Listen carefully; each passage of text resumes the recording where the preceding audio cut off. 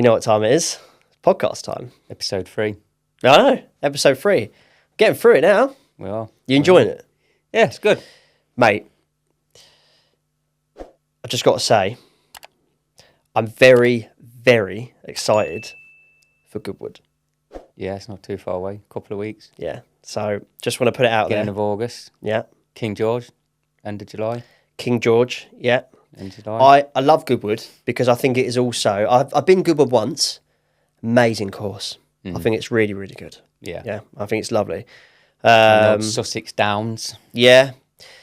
For me, it's all about... I know you love a staying race. You do, don't you? Even over like the flats and jumps, you just love a stayers race. Yeah, just because I tend to be good at it. Okay. When it comes to- Modest as ever. Always, yeah. I love the Goodwood Cup. Yeah. The Gold Cup, Good race. sorry. Fantastic race. So that's going to be...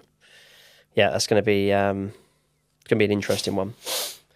Kyprios, yeah, it will be interesting. We won't touch on it too much, but because we don't want to, because we'll do a little bit more on this. Yeah. We always look ahead. We like to look ahead at the next, whatever the next big one is, don't we? Yeah. It's always good to see what's coming up. So touch on it. Yeah, so we do that. The King. Well, yeah, the King George. Probably. I mean, we won't know declarations for a few weeks. But I think August Rodan's favourite. Well, is it August Rodin versus City of Troy? Yeah, I don't think City of Troy will go. It won't happen, will it? No, I'm looking at it thinking it won't be. No, he'll go to. I'd have thought he'd go to the Juddmonte at York. Yeah. I probably thought because they want to campaign for later in the year, don't they? Yeah, they do. They want to go. I don't know if they'll go the Arc because the Arc's always notoriously soft ground, apart from the odd freak year where you might get good ground. Yeah. So would they want to trounce him through soft, heavy ground in the Arc?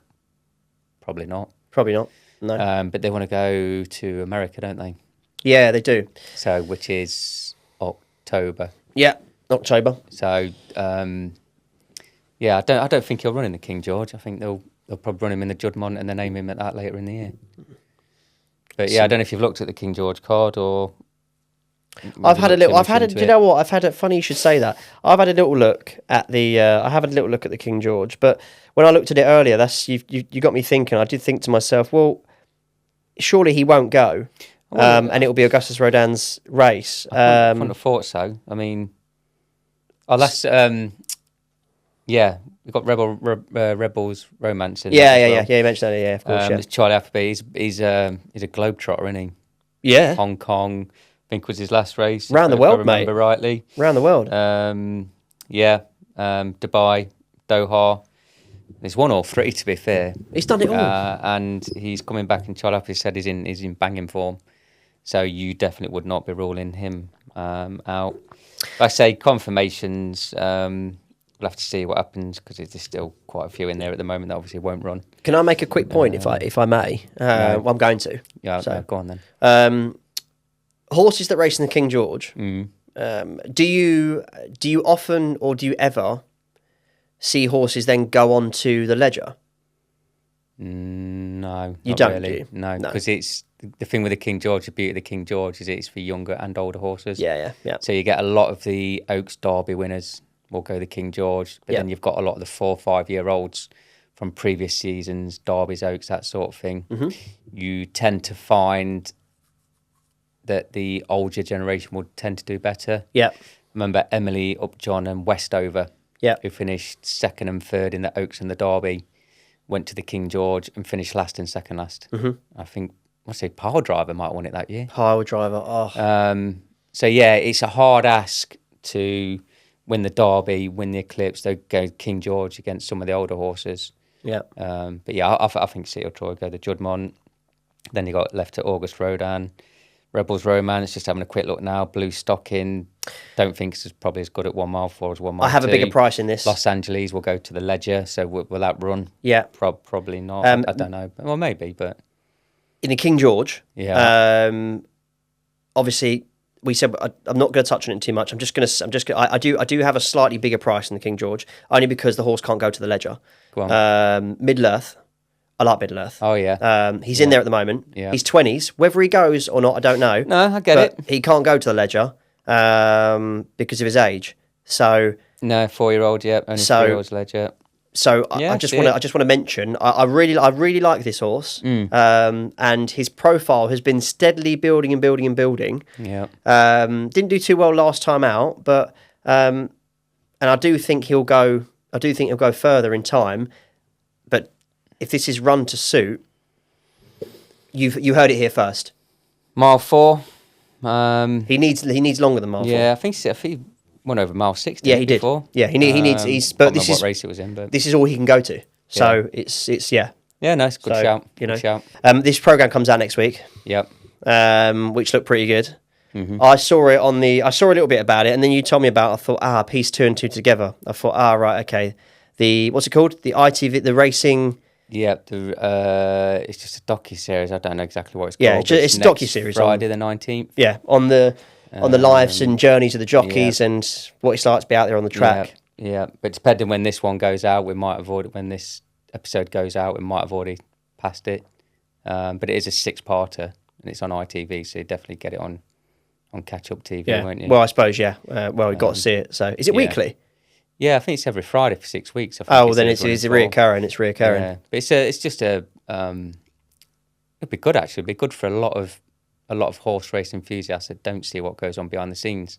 I love jockeys, documentaries, trainers, weighing rooms. It should be good. Yeah, it should be good. I love documentaries like that. I was glued to the screen about the Oisin Murphy documentary when he was obviously still is Andrew Baldwin's number 1. Yeah. But when he had the battle with. Yeah, it wasn't exactly a battle, but it's I mean, it's been. I can say it because it's been confirmed by drugs, Prime. Yeah. He said someone stuck cocaine in his drink twice. Yeah, apparently. What are the odds on that? I like Oisin. He's a good jockey. He's really good. I think. Do you know what? I think that's probably the only thing that's hindered him. He's major, obviously, from being like the best jockey. Well, Ryan Moore's probably the best jockey at the moment. But Oisin Murphy is such a good jockey, and without that, he would probably be number 1 for a massive stable. I've no doubt. Without, I see what you mean. Okay. Without the ban and everything behind him. Yeah. Yeah. I was just glued to the screen. I think it's so interesting to it's just so interesting to see behind the scenes and what they do on a daily basis. I've got something funny to tell you. Actually, I forgot to tell you this. When I was at I hate to go back, but when I was at Newmarket looking at Ascot on the TV, Richard Hannon came and stood in front of me because he wanted to see his horse run. He had only run once; it had come third. So he was obviously coming to see the second. I think it had run twice. It was running its third time, and he come in, stood right in front of me, and he was sort of folding his arms, looking up at the TV. And I look at him. I see the back of his head. I'm like, fucking. I know the back of Richard Hannon's head anywhere. I'm looking around, thinking, fuck me. Has anyone seen? But hang on, let's clarify. Did he just stand right in front of you so you couldn't see the TV? No, the TV was up top so I could see it. But he stood right in front of me, and I knew his horse was racing, and I thought I knew that because I had a little each way on it. After it had run, I said I leant in and I went, "Happy with that, Richard?" And he sort of took a glance and he went, "Yeah, it's a lovely horse. I wish I'd have given him a bit more, actually." It was Pat Dobbs riding it. I wish he'd have given it a bit more, but lovely horse. I went, "Oh, right, okay." And then before I could say anything else, he fucked off. Yeah, well, he would, wouldn't he? He's got so much going on. Hello, the fuck are you, mate? He's on the phone. Yeah. Fucking first naming me. It's Mr. Hannon to you. Wait, next time you should tell him how to run it. It's so tempting. No, brilliant. Do you know what the funny thing is? I'm sure we've said to each other a few times, right? And we've said, how can you get this so wrong? These are the tactics you need to deploy. Yeah. Oh, not God, this, don't not start that. Me off, yeah. That's why we're not trainers, though. Yeah, it is. Yeah. Fun fact, though, we had little syndicate going on, didn't we? A good few years ago. Yeah. That was a few years ago now, wasn't it? We can talk about that. We have time. We talk about that. That was. Was that pre-COVID or post-COVID? Was it before COVID? Yeah. I can't remember. When did we have it? Pre-COVID, we were part of the Dare to Dream Racing Syndicate that was 20. God, how old are you now? 56? 57, mate. No, it was 2018, 2019, I think. Yeah. It was definitely before COVID. Yeah. Well, it wouldn't have been during it because there was no. No, but I can't remember if it was post. When was COVID? 4 years ago? Mate, I've lost 2020. time. It's 4 years ago. 2020, Yeah. right? Okay. So yeah, anyway, it's before. Let's get over when it was.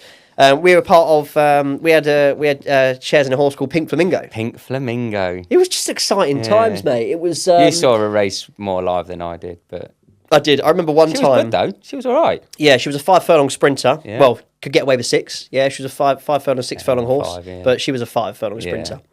Regularly, we had her in training with Michael Atwater. Yeah. Regular at Brighton, Windsor. Brighton, Windsor.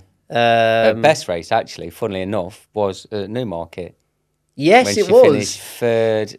Oh God, what was it? I can't remember what the race was. She was last, I think, at one point in the race. Yeah. And she finished really strongly to finish third. Yeah. And that was she was a good horse. Yeah. That was a limitation. Look, we knew her level quite quickly, and it's more the sort of lower class. She was quite often ridden by Kieran Fallon. Oh, she was once or twice. Sorry, Kieran Fallon, and didn't Reese ride her? Reese Clark. Did he ride her a couple of times? Paddy Bradley, I think, rode her. I don't remember. Did he? Yeah, I remember him riding her once. I think. Yeah, I think so. But yeah, I remember we got Kieran. Because obviously, I don't think. Well, I'm sure Kieran would say the same thing. Ever since he went solo, he's been on a bit of a downslide. He's had a good run of recent form, but since he parted ways with his stable, he's freelance now. Yeah. So, but we were really excited to get him because he was the up and coming jockey, and we were. I was in the, parade ring. Just exciting times. She ended up going out to the desert, didn't she? Yeah, she went to Laytown, or not? Is that not right? No, she ended up going out. Oh, no. Like Doha or Dubai. Oh, yeah, something like that. They sent her abroad, didn't they? Yeah, sure she did. I've never seen how she's gone since. I don't know if she's still racing or not. No, I don't know. You haven't checked? She probably won't be now. She's probably too old now. I'm going to check. I'm going to check right now. Have a look live. We're looking at this right now. Right here, right now. Pink Flamingo racehorse. Where is she? Where are you, girl? I'll be surprised if you find that now. Yeah. Right, okay. So, Pink Flamingo, record of form. Here we go. 2016 she was born. February 29th, 2016. Okay. So that ties in because she would have been a 2 or 3 year old by the time. Yeah, 8 now. Yeah, of course, yeah. It's a little bit awkward because my data is not loading quickly. From what I can see is her last race here in the UK was Windsor, August 2021. Yeah. At 18-1 when she came third. Yeah. No, she was honest. Yeah, she was. She gave it her all. Tactics were a bit. I think they got the tactics wrong with her sometimes. There's a couple of races where we were like... We were biting our tongues. That's what we were doing. We should have piped up. Yeah. They got it wrong with her. Listen, lads, this is how we're going to do it. Well, yeah, we should have done, shouldn't we? So, yeah. Again, what the fuck do they know? Clearly fuck all. Yeah. That's what. A bit like us. Yeah, pretty much, yeah. We just sit here and talk bullshit. Yeah. So, yeah, no, I'm looking forward. We were talking originally, before we got off topic, about that. We went with that. We were talking about that ITV show. So, I just love to see stuff that's behind the scenes. So I'm looking forward to it. Yeah, I am excited. So, yeah, that'll be good.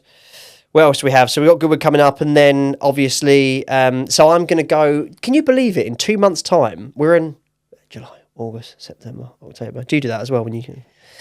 3 months. Yeah. I'm going back to, I'm going back with the other half to stay at the same Airbnb we stayed at for Cheltenham October meeting. In 3 months' time, there's an October meeting at Cheltenham. Hang on. You've just totally confused me. You're going back to the same Airbnb at Newmarket for Cheltenham. I didn't say Newmarket. You said the last Airbnb where you went, didn't you? Yeah, I went for an Airbnb at Newmarket, but I also went to an Airbnb last year for the October Cheltenham meeting. Did you? Yeah. Yeah. Oh, fair enough. And it was fucking wicked. Yeah. But my point is, did you not get my point from that? No. I'll repeat my point. My point is that I can't believe it's only 3 months till the jumps come back in, is what I'm saying. Yeah. In effect. Yeah. In effect. Yeah, for anyone, our background from the racing, didn't we start out? No, probably a bit more on the flat, wasn't it? And then convert the jumps. Bit more on the flat. I'm probably more jumps orientated. You're probably a bit more Versatile. Yeah, I love them both. Legendary. I do like the flat and the jumps, but yeah, there's something a bit more about the jumps for me personally. I think there's a bit more about the jumps for everybody. It's the anticipation. These are the basics of the sport, isn't it? I think and I think it's because you get the horses come back year after year after year. Whereas on the flat, you might get a super sort like City of Troy. You might see him this year. You might not see him again next year because he'll go straight to stud or something. Yeah, I think that's why good point. Bit yeah, more love, true. A bit more, for the. That's very true. But no, the flat and the jumps are both great. But yeah, no. But yeah, October. Yeah, not too far. I can't wait. I'm trying to do we're trying to do as many courses that I haven't been to as possible. You should do the Arc. You haven't done the Arc, have you? No. Do the Arc one year. That's good. Should do the Arc, yeah. Yeah, I've done the Arc. The Arc de Triomphe. I got so Long I can't even tell you. The year I went to the Arc de Triomphe, it was a freak weekend. It was like 30 degrees the whole weekend. In France? In Paris in October. And normally, if you watch it, the last 5 or 6 years, pisses down every race. All the time? Yeah. That's too fucking hot. Yeah. Isn't France notorious? Because every single time I study French form, I see the ground in tatters. Yeah, so fucking soft, very soft. Yeah, heavy, yeah. You know, heavy. I mean, I'm thinking, Jesus, if this is very soft, what's heavy? I know. But no, it is a good race. To be fair, the Arc, God, what year was probably our most famous tip? Oh my God. Ever. We haven't gone into that, you know. No, we haven't. We'll touch on that in the next episode, actually. You want to leave that for now? Yeah, write that down. Yeah, okay. But I'm happy to leave that for now. Yeah, just on that was... Write that down. Shall I put that on the notes? Voldgeist. Right, on the notes. Voldgeist, oh however you want to say it. Oh my God. Voldgeist. Shit, what a horse he was. Yeah. That was the year that Voldgeist beat Enable. Pipped Enable. Yeah, because of the ground. Yeah. Well, it was. We tipped that horse. Yes, we did. Weeks before. We were very, very vocal. 18 to 1? I was about to say, got it at 20s. 1? Yeah. And it should never have been that price. It was back-to-back Group 1 winner. Bookies are looking at it like... If you remember why, I'll tell you why, because it went to the King George and it was shit. Yeah. It come over, the ground was firm, well, maybe not firm, maybe good to firm, didn't run its race. And we said after, when it was like 18 to 21 for that Arc, like, what? That is just too overpriced. And its own own backyard. It'd won a few races there, but yeah. Yeah, we should touch on our... we should. Our tipping days. And we will. On the list. Okay, but what we can say is the we can talk about the bones next time, but the skeleton of it was very simply that time was our biggest ever. No, it wasn't our biggest ever. That wasn't our biggest ever winning tip. No. It was just a good one in a big I see. Race. Sorry. Right. For okay. a Group 1 Arc see. Triumph, one of the biggest races in Europe, if not the biggest race in Europe. Yeah. Probably after the Derby. Then yeah, it was a good one, wasn't it? It was, yeah. Are you following much of the? I know we're in effect out of season and in flat season at the moment. Are you following any of the jumps at the moment? No. When do you get yourself back on the board? When Cheltenham, comes back in. Yeah, I don't follow the summer jumps. To be fair, it's all right, but it's not. You don't really get many of the big boys out, do you? The big boys are at home under shelter, mate. That's it. They're on cotton wool, mate, ready. Yeah, absolutely. So yeah, I don't know. If I said to you, I love doing this. Here we go. We're talking all time here, though. No bullshit. All time. Mm. You spent years being close to racing. Yeah. All time favourite jumps horse. This is the cream of the crop. Yeah. No fucking about. Yeah. Tell this audience now. I've got 2. You can't have 2. Yeah, I'm gonna have 2. How? Can you watch 2 movies at once? Fuck's sake. Well, there might be a sequel. No, I've got 2, mate, and I'll tell you. What, you're saying these are 2 side by side? No, they're 2. One's a hurdler, one's a chaser. That's exactly the same as me. For the older generation, they may know the first horse, but the second horse, most people will know. So the first one is a horse called Ingol's Driver. So you probably won't know it. It won. In fact, no, I've sent you the clips of this horse because this is what really set me off with racing. Do you remember who rode it? Regular rider or Graham Lee? Graham Lee? Yeah, he won 3 world hurdles. As it is the Stayers hurdle now. Yeah. But this horse, it came to me. I'll be careful with time, so I'll try and get through it as quick as possible. Yeah. I watched it live at Ascot in some random, like December, January day. I was at Ascot working, and he won. He just absolutely hosed home in soft ground, and I knew then he was going to go for the Stayers, and I thought, I've got to get on. I've got to get on. He went off, I think it was like 6-1, 13-2 for the Stayers hurdle. Or as it was, like I say, keep saying it was a world hurdle at the time. And after the first lap, because it's a 3 mile, after the first lap, it was out the back and he was in trouble. And I thought, oh, fucking done it. He's done. He ain't winning from there. But then he steadily crept into the race. And when we all know with Cheltenham's the uphill finish. Yeah. As soon as he hit the hill, just went. And he absolutely powered past everything. And he won. And then he did that following couple of years as well. Did the same thing. Didn't look like he was travelling particularly well. But as soon as he hit that hill, no one could go with him. It was just a brilliant horse. Brilliant horse. And I think that's what made me, sort of fall in love with the jump side of it. So because you're a big fan of you love the Stayers, hurdle Stayers. I mean, you picked out the new boy on the scene at the moment, and will continue to be the new boy on the scene for quite a while. Is Tiupu on the Stayers front, and you called Tiupu out when he was 14-1. Yeah, a couple of years ago. Don't forget, I called out Florin Porter. Yeah, Florin Porter as well at 12-1. A couple of years ago, also that won. So I do have like I say, that's probably my niche. Yeah, niche. Yeah. Second one quickly. Yeah, Corto Star. Corto Star. Okay. Corto yeah. So Star. that would probably be people should know Corto Star. If you don't, go and look him up. Just what a chaser, mate. 2 mile Tingle Creek, 3 mile Gold Cup. Yeah. Won it all. Yeah, of course. And he come back and do it. He lost his title to Denman, another great horse, both trained by Paul Nicholls, in one of the Gold Cups, but then came back and won it again. It just a brilliant horse, mate. Yeah, brilliant horse. But so they're my 2. Nice, I like it. If I had to, one of mine is quite versatile because he operated over both. I've mentioned to you many times, ThistleCrack.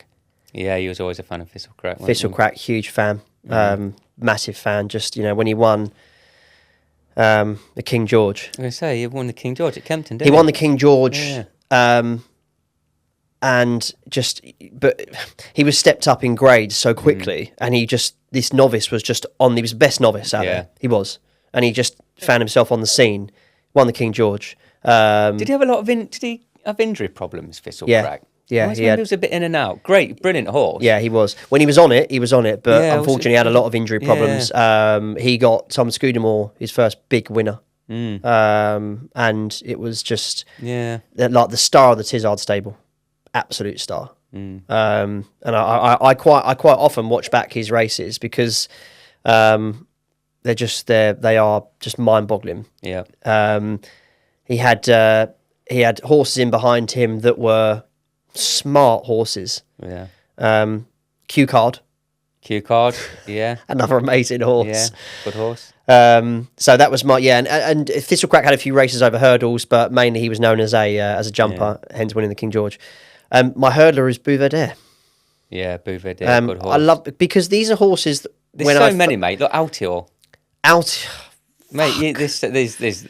No, I mean we did say what was our top 1, and I said top 2, and then we've ended up 3 or 4. But I forgot. There is a lot. But Bouverdaire, another cracker. It's because these are horses that when I was getting myself into racing, they were getting going. Yeah, and that's who you remember. Yeah. That's it. When you first get into your sport, like your football is normally where you're born and stuff, and when you get into it, and racing's very, very similar. And I'll always remember those horses. Absolute top. It's just top horse for me. Nicky Henderson, proper 2-miler. Yeah. Like real 2-miler. Yeah. Had a good And used to be ridden races. Used to be ridden by Noel Feely. Yeah. I remember once coming round the when Bouvardere won the champion hurdle. You probably remember it was neck and neck with Mellon. Oh, do you remember Mullins or yeah? Mellon? It was Mellon on the inside, Bouvardere on the near side, and Bouvardere just kept hold of. Yeah, we had a good turn of foot. Well, again, he was another one that once he hit the rising hill, he just had seemed a to good love turn it. of foot, mate. He had, it was good. Yeah, but yeah, there you go. Yeah, just seemed to absolutely love it. So I know you haven't been keeping up to date with it, but FYI, at the moment, I think Harry Skelton's leading jockey championship title. Yeah, I haven't looked recently. Just FYI. And that's my favourite stable. No, he run, favourite right? jockey. Every time, I don't know if it's the way they're trained or whether it's... What, the Skelton horses? Yeah, how they're running a race. Oh, yeah. They're always basically turned off cold at the back. Nearly every race, mate, you guarantee. Harry's there going well, I'm just going to sit in last and switch him off, or her, whichever. Yeah. They seem to ride the same sort of tats on nearly every horse. It's strange. I know. Just an observation that I don't know. They must be trained that way. Or they do it a lot of the time with their horses. He's got a couple of horses. A couple of horses racing at Stratford, and every single time they're trying to introduce a horse to hurdles, they sit him at the back. Yeah. But because it's just like a teaching point. Yeah, I don't know. Yeah, maybe. Yeah, I've noticed that. So. It's interesting. Yeah. No, I've noticed that every single time. Yeah. Cool. So that's that really. Look, we're running out of time again. Yep, we'll wrap it up. So yeah, we're going to go ahead and wrap it up. Get back down there as soon as we can. But that was fairly decent. Good stuff. Good. Enjoyed it, mate. All right. Yeah. So look, we asked for a couple of comments on the last video, or the video, episode 2, to do a bedtime story versus fairy godmother. Keep leaving your thoughts. Give the video a like, and subscribe to the channel. You get notifications on when we next post a video. That's it, really. So see you in the next one. Good stuff. Yeah, lovely. Cheers.